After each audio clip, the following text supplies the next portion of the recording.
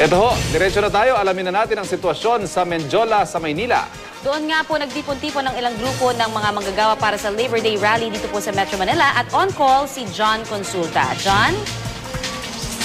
Yes, Connie, dito nga tayo ngayon sa Menjola at kanina lamang ay ating nasaksihan itong pagkasagawa ng programa ng libu-libong mga manggagawa na dumagsa dito sa Menjola bilang pakikisa na rin sa araw ng paggawa. Doon sa ating nakita ay, sa oras na to, Connie at Ivan, wala pang exact figure na binibigay itong mga tauhan ng Philippine National Police. Pero base na rin sa mga organizers ay umabot daw sa mahigit 20,000 ang mga manggagawang pumunta rito. Ito binubuo ng iba't ibang mga labor groups, mga 40 to, Ivan at Connie.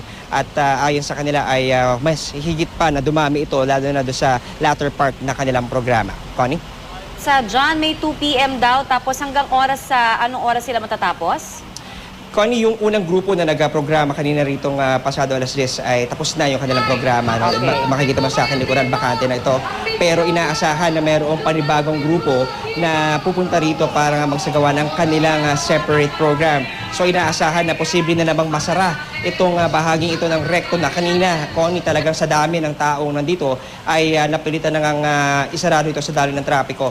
Itong parehas na lanes ng recto at natapos lamang itong pagsasara ng kalsada, umalis na nga ng tuluyan itong mga membro ng iba't ibang labor groups na nagpunta dito sa may bahagi ng Menjola. Okay, syempre dalawa yung papahabol ko sa yung tanong. Una yung kamusta yung situation ng pagiging mapayapa ba dyan ng ating mga nagrarally? At pangalawa, syempre yung mga gustong malaman yung tungkol naman sa daloy ng trapiko, kamusta dyan?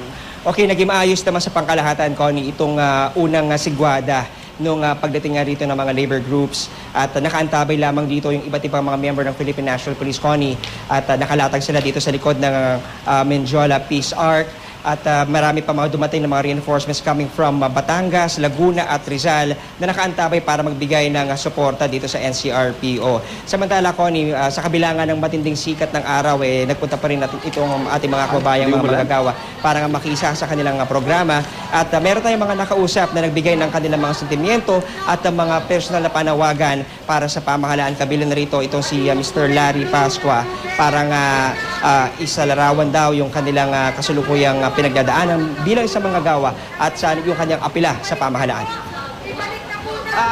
Alright. Panawagan natin, ipatupad niya yung across the board wage increase. No? Yan ang hinihingi ng manggagawa at hindi matatapos ang kahilingan na yan kung hindi niya isasabihin sa Kongreso na unahin ang wage increase sa Kongreso. Ang malaking sorpresa dito, Connie, ay yung pagdating nga ng mga matataas na opisyal ng Malacanang para personal na harapin itong mga rallyista. At sa kanilang akyat dito sa entablado ay sinabi nitong Secretary Bochabad yung ilan sa mga good news na hatid ngayong araw ni Pangulong Aquino. Alright, ito ay naatasan ng ating mahal na Pangulo upang personal na humarap at makipag-usap sa inyo ngayong umaga.